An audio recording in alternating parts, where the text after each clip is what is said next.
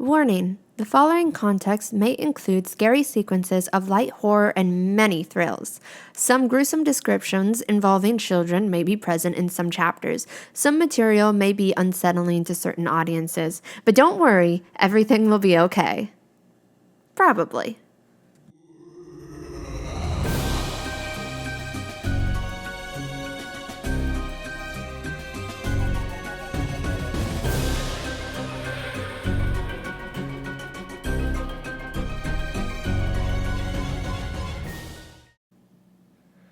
Chapter 4: One Wrong Turn. The night went as planned, with people eating and laughing, playing mini-golf and a beanbag toss game. Martha chatted Danny's ear off about all the monster books she'd been reading for the spooky season. And in classic Danny fashion, he's too polite to tell her that he's already heard her explain all of this, and he doesn't believe any of it. Billy, Danny's younger brother, is playing with the other boys from his grade. They're seeing who can throw the frisbee the farthest. Tori and I sit on a picnic blanket under my favorite maple tree. Grandfather used to play his guitar here and sing for me when I was little. He still does from time to time, but not as often. Tori is munching on one of the chocolate cupcakes with spider sprinkles now that she's finished her cotton candy. A warm bowl of squash soup sits in my lap, the steam rolling off the top. I watch as the party unfolds into a happy gathering, so wholesome. It's my favorite week of the year. Grandmother and grandfather have kept this tradition alive for years. Mother would take me to visit them when I was a child. I loved picking the best pumpkin and running in the gold and brown leaves with the other kids. I didn't know it then, but this small town would soon become my home. It's a bittersweet memory, my parents leaving me to stay with my grandparents for Halloween week. I was so excited to spend time with grandmother and grandfather, but I never planned on living here. My parents never came back that week, and when it was November 1st, grandmother and grandfather had to give me the bad news. They found out on Halloween Day, but they didn't want to ruin my fun. I appreciate their efforts, but the week still holds a punch. However difficult the memories, I still find a way to make them sweet. It is still my favorite week of the year. It just comes with a pinch of pain now, too. "What are you thinking about?" Tori asks with chocolate crumbs falling from her chin. "You look kind of sad." She pats me lightly on the knee. I smile and look down, realizing a tear is about to fall. "Oh, just times when I was younger." "But you're not old," she says sweetly but confused. I mean when I was like 7 or 8. I guess I'm just missing my parents, but I'm still having a good time."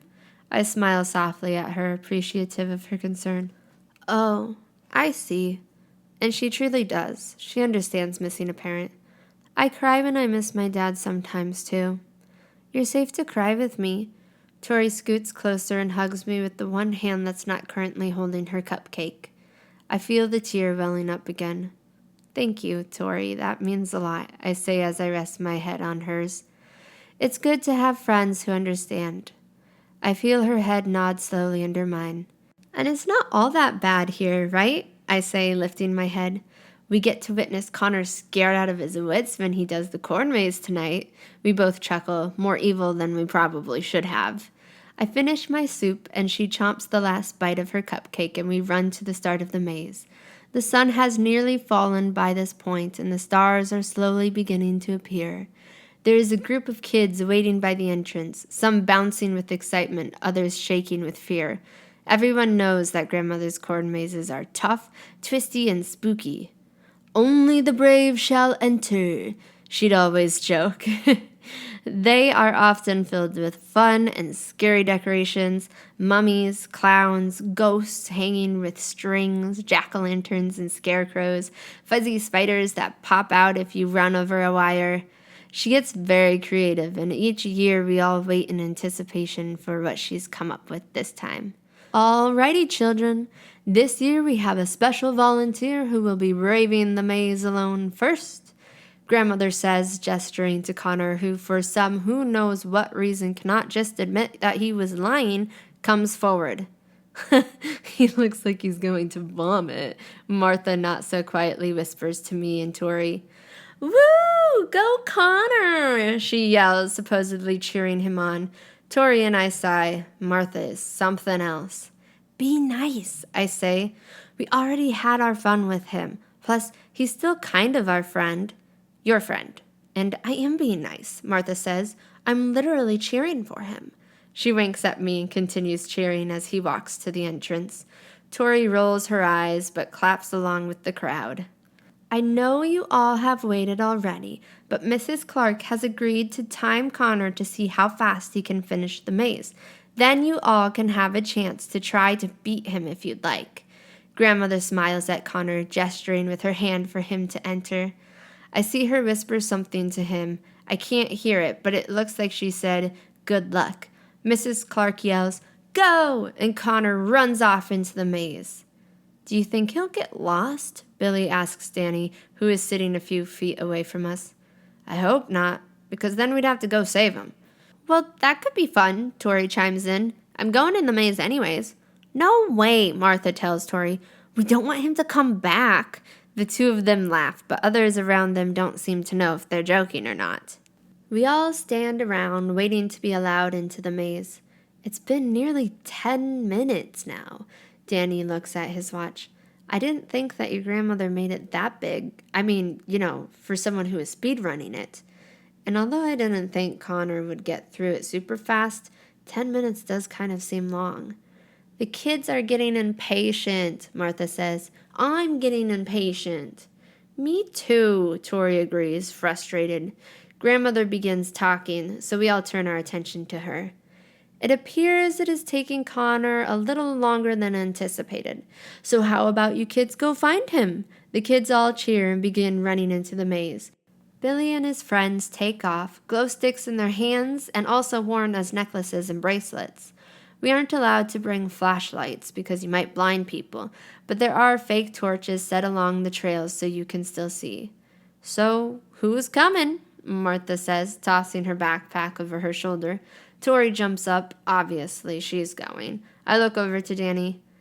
I think I'll wait here. I'll text you if Connor gets out. You text me if you find him, Danny says, actually concerned for Connor. Sounds good. I'll keep my ringer on, I reassure him and take Tori's hand.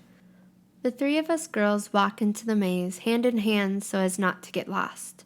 As we enter, spooky Halloween music plays from grandfather's old speakers. Tori giggles. I love Halloween. Martha rips up one of the torches from the ground. Hey, what are you doing? I say, snapping at her. What? I thought we were saving Connor. What if he took a wrong turn or something? Then what if we have to go off trail? She says with a grin. We definitely need some light then. Martha looks at Tori, who shrugs and goes along with it. Fine, but put it back when we get out, okay? The cornfield sways and brushes against itself, causing unsettling noises to fly through the night air. I'm not usually scared of the maze, but after what I saw earlier today, the field feels less welcoming. Turning a corner, we all jump as a zombie figure pops out at us. Ah! Tori screams. Sorry, I stepped on the wire.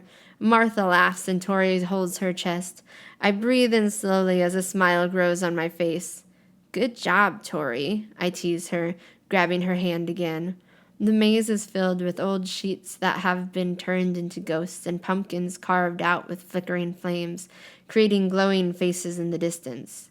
There's even an entire vampire setup with coffins and fake blood. Your grandma is so cool, Martha says, examining the vampire decor. I'd have to agree with her. I am quite impressed with this year's setup.